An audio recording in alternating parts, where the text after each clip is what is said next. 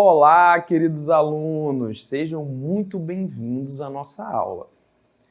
Eu sou o professor Ian Souto, do componente de História. Vamos à nossa aula? Nossa aula de número 9, que é uma aula de revisão e avaliação. Pegue seu caderno, separe suas canetas, tome nota e vamos à aula.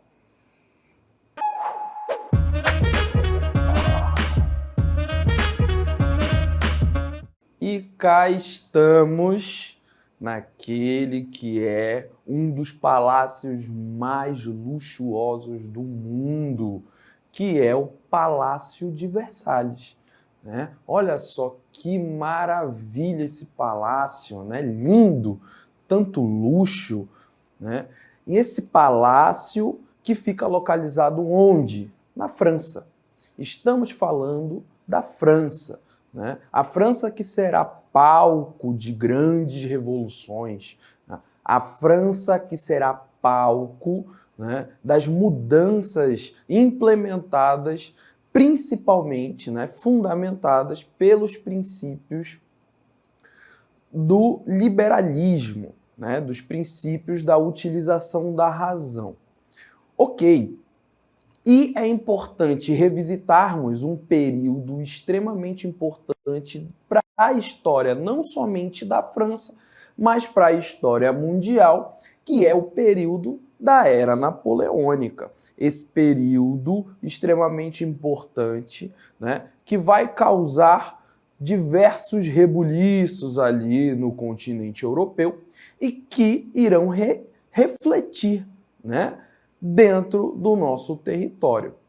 E nada melhor de que falar dessa era napoleônica do que ter a visita daquele que é o personagem histórico que vamos tratar hoje.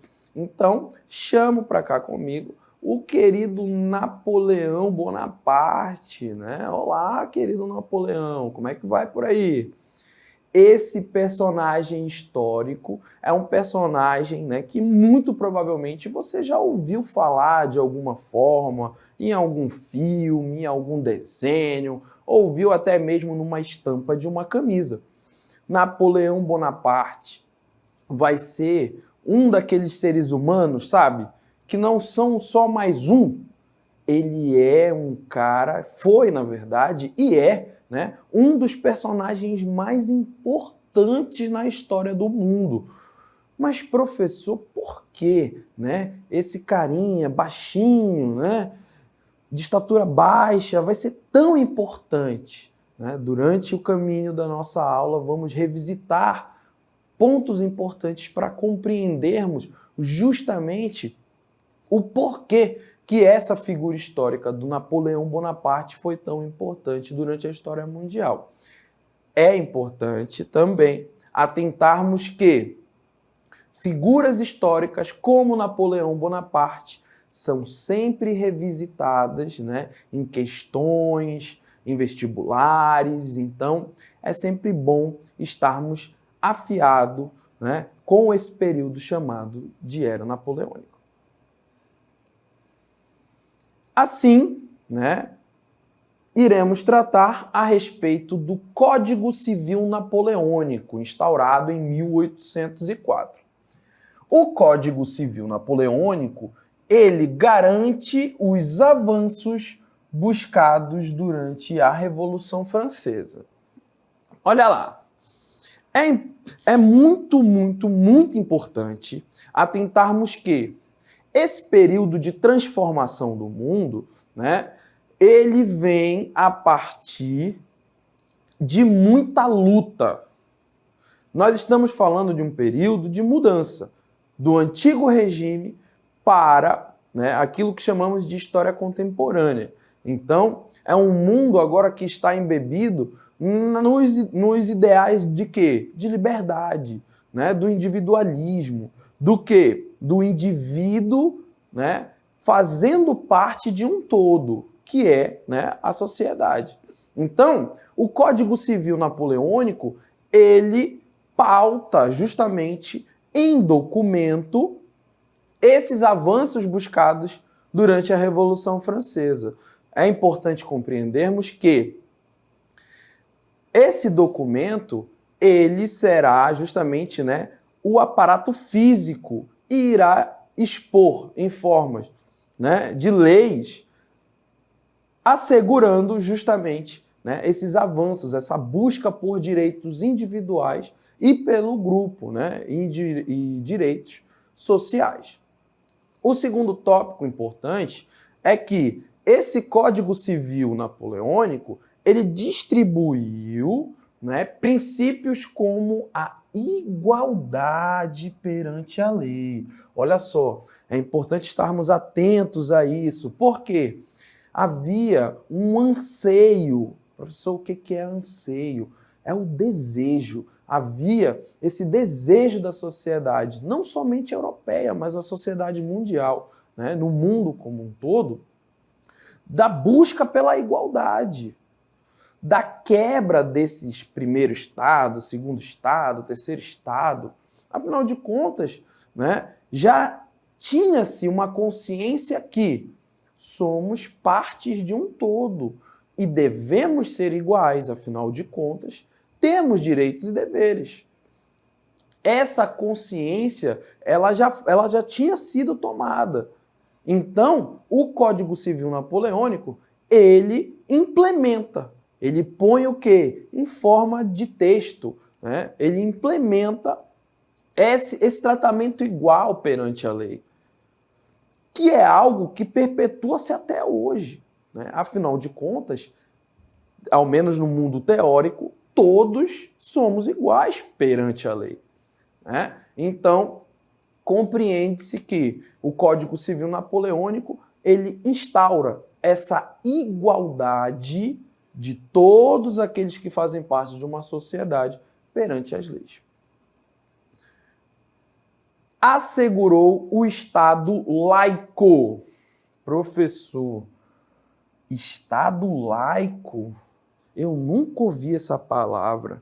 Laico, né? O que significa o Estado laico? É o Estado que não possui religião oficial, garantindo o quê? As liberdades. Estamos falando de um mundo em transformação, né? Um mundo que cada vez mais está mais próximo do nosso. Hoje, nos dias da sociedade atual, trabalhamos com a defesa tanto das minorias quanto das individualidades. Você pode ser aquilo que você bem entender, portanto, que não, né, cometa nenhum tipo de crime. Ok, tá tudo certo. É justamente isso, né, que o princípio, as bases do iluminismo e do pensamento liberal busca. Então, o Código Civil Napoleônico assegura o Estado laico, que defende e garante a liberdade religiosa. E, por final, influenciou as leis dos diversos países no mundo, como havíamos falado, né? Como falamos anteriormente. Esse processo que acontece na França, no território francês, ele vai influenciar e vai refletir no mundo inteiro. É por isso que tratamos dele, né, de forma minuciosa. É por isso que tentamos trabalhar ao ponto que você consiga compreender a importância dessas mudanças, não somente na França, mas também no mundo. Vamos lá. Dentro do período da Era Napoleônica, apesar de assegurar um Estado laico, apesar de assegurar as individualidades, né, a liberdade, o Napoleão, né, ao menos na teoria, defendia isso. Pois na prática não funcionou bem assim. O que acontece? O Napoleão implementa uma política de expansão do Império Francês. E essa expansão, ela não vem através de acordos pacíficos. Muito pelo contrário. Napoleão Bonaparte era um exímio estrategista militar. E ele leva o o exército francês a sucessivas vitórias expandindo o território francês, né? Napoleão liderou campanhas militares muito bem-sucedidas, que resultaram na expansão do Império Francês por grande parte da Europa. Então, para você ver como essa figura do Napoleão Bonaparte, ela é dúbia, né? Ela tem um lado teórico e um lado prático. Na teoria, ele defendeu, né, e garantiu as liberdades, né, o liberalismo, os ideais liberais, republicanos. Porém, na prática, ele implementou aquilo que chamamos do bloqueio continental. Olha só. O bloqueio continental foi uma política implementada por Napoleão Bonaparte em 1806, como parte de suas medidas para enfraquecer o Reino Unido economicamente e militarmente. Consistiu em uma proibição de comércios entre os países europeus controlados por Napoleão e o Reino Unido. Gente, é importante lembrarmos que a França e a Inglaterra eram rivais ferrenhos mesmo, né? Ao ponto de, durante o percurso da história, né, eles já terem travado uma guerra dos 100 anos. Então, França e Inglaterra são rivais mesmo. E o Napoleão levou isso a ferro e fogo, literalmente, implementando aquilo que ele chama de bloqueio continental. O que seria esse bloqueio continental? Napoleão saiu, né, expandindo seu território e dominando diversos países europeus, e a cada país que ele implementava o seu domínio, ele proibia troca comerciais entre Inglaterra e esses países. Olha só, indo de encontro justamente aos ideais, né, que eram defendidos pelos ideais iluministas do liberalismo econômico, da livre concorrência. Então, o Napoleão Bonaparte é essa figura, né, que na teoria implementa, né, e é tudo mil maravilhas, a defesa da liberdade, do Estado laico, mas que na prática ele, né, utiliza-se do exército francês para expansão territorial, dominar outros países e implementar aquilo que chamamos de bloqueio continental, como podemos visualizar neste mapa, né? Aqui, desde a região da Itália, passando pela Espanha, né, indo até a Noruega, formando basicamente ali, né, uma parede contra o comércio da coroa inglesa. Então você percebe o quê? Que essa política expansionista do Napoleão Bonaparte, ela, por um dado momento, vai ser muito bem sucedida. Essa política de expansão territorial do Napoleão Bonaparte, ela irá refletir não somente no território europeu, mas ela gerará reflexos no mundo como um todo. E aí o que acontece? Você me pergunta, tudo bem, professor, mas o que aconteceu? E aí? Ele conseguiu de fato? Não. Napoleão quis dar um salto além das suas próprias pernas. Foi ambicioso demais. E acabou perdendo, né, sucessivas batalhas, principalmente avançando sobre o território russo. Então, compreende-se o quê? Que a expansão, né, do exército francês, essa expansão territorial, ela teve um limite. Napoleão, sendo ambicioso demais, ultrapassou o limite e acabou começando a perder sucessivas batalhas, perdendo milhares de soldados, né? O povo francês perdendo cada vez mais soldados, até ao ponto dele ter que retornar enfraquecido para a França com os seus soldados, né, maltrapilhos, né, com aqueles pouquíssimos soldados que restaram do exército francês. O retorno de Napoleão para a França, ele foi o quê? Um retorno para o exílio, né? Ao chegar na França, ao retornar para a França, o Napoleão vai ser ali julgado e condenado pela alta cúpula política e do poder judiciário francês ao exílio.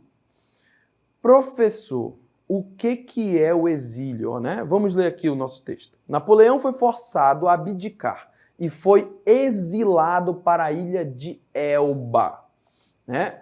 O que é o exílio? É a expulsão. Quando você é exilado, né? Quando você ouvir ou ler essa palavra, você vai pensar justamente no Napoleão.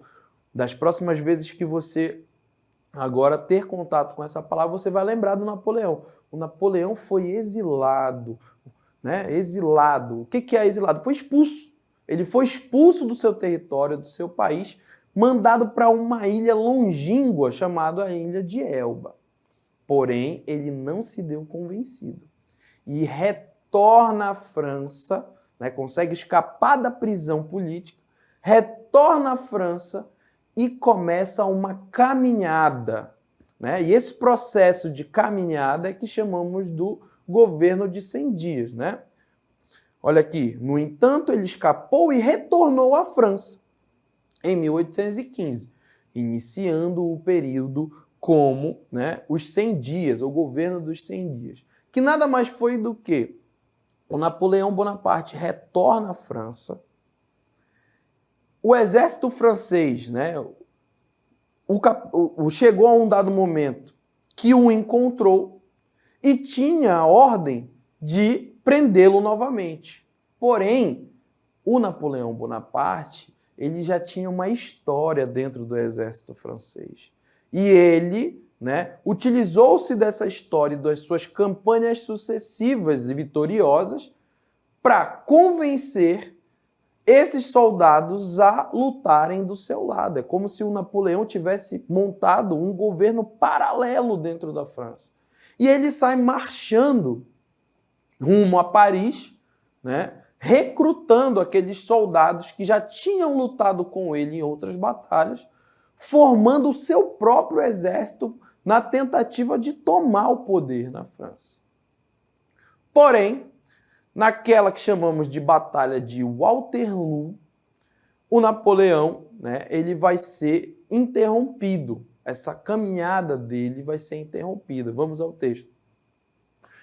A Batalha de Waterloo, essa tentativa do Napoleão de retornar ao poder foi interrompida na Batalha de Waterloo, onde ele foi derrotado pelas forças britânicas e prussianas.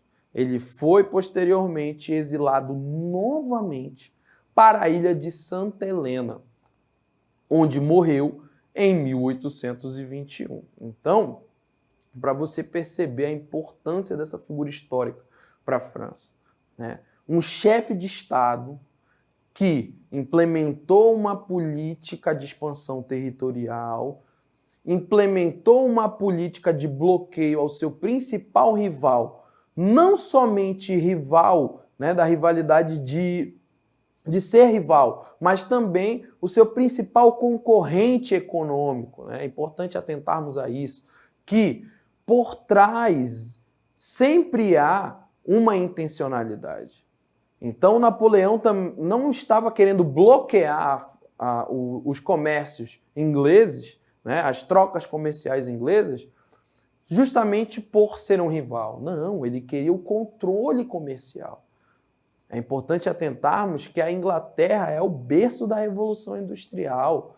Ela vai ser, por muito tempo na história, a principal nação comercial e econômica. Então, o Napoleão, ele quer também tornar a França essa potência, econômica. E ele, justamente para tentar pegar para si esse mercado, ele implementa a política do bloqueio continental. E, né, é exilado, retorna do exílio, consegue ali recrutar um exército naquela caminhada de um governo paralelo chamado de Governo dos 100 Dias, mas perde na Batalha de Waterloo e é novamente exilado. E, diante de toda essa caminhada, o mundo parou para evitar futuros Napoleões Bonaparte. Olha só, as grandes nações europeias uniram-se, sentaram-se em uma conferência, né, numa conferência diplomática. Olha só, uma conferência diplomática. O que seria diplomática? De diploma, né? Não, mas nesse quesito aqui, diplomática está se relacionando com países, né? Uma relação entre países, que foi realizada em Viena em setembro de 1814 a junho de 1815. E qual era o principal objetivo do Congresso de Viena? Era justamente reorganizar a Europa após esse período que é chamado de Guerras Napoleônicas, né? Essas sucessivas batalhas, essa sucessiva expansão territorial napoleônica. E restaurar um equilíbrio de poder entre as nações envolvidas. Para você ver a magnitude das tomadas de decisão da expansão territorial do Napoleão Bonaparte. Ele basicamente bagunçou o continente europeu. Imagine só, né? Ele quase conseguiu, né, ter o controle total do continente europeu. Então, para você ver a importância dessa figura histórica, pois o Congresso de Viena vai ser extremamente importante naquilo, né, que consideramos de política, na geopolítica mundial. O Congresso de Viena vai pautar pontos como, por exemplo, né, que o território de cada nação é inviolável. Imagina só se não tivéssemos, né, esse congresso, essa conferência para realinhar. Qualquer um que chegasse ao poder poderia começar livremente a tentar expandir seu território, assim como tentou Napoleão. Então, o Congresso de Viena vem ao ponto de tentar evitar futuros Napoleões Bonaparte com um ego gigantesco e quisessem aumentar, né, as divisas territoriais do seu país. E essa questão da era napoleônica e das políticas napoleônicas vão influenciar diretamente o nosso território, aquilo que consideramos como a América Portuguesa. Quais são as principais influências desse movimento revolucionário, desse movimento, né, de mudanças no território? Você vai ter o quê? A eclosão, né, de diversos movimentos no Brasil, naquilo que chamamos de América Portuguesa. Atentamos que a América Portuguesa nada mais é do que o Brasil. Então você tem a eclosão de diversos movimentos, que aqui são movimentos que chamamos de movimentos separatistas, tá? Assim como a vinda da família real portuguesa para o Brasil. Então, essa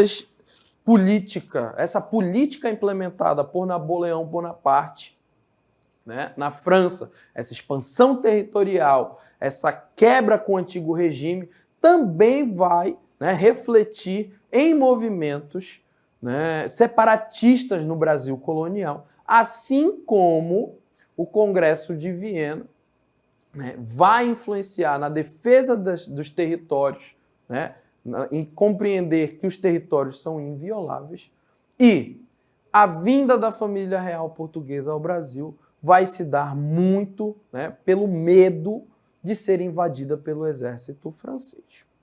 Assim, revisitamos tópicos importantes para a nossa avaliação tópicos importantes ao ponto, né, de que reforçamos o conhecimento a respeito desse período tão importante que é a Era Napoleônica.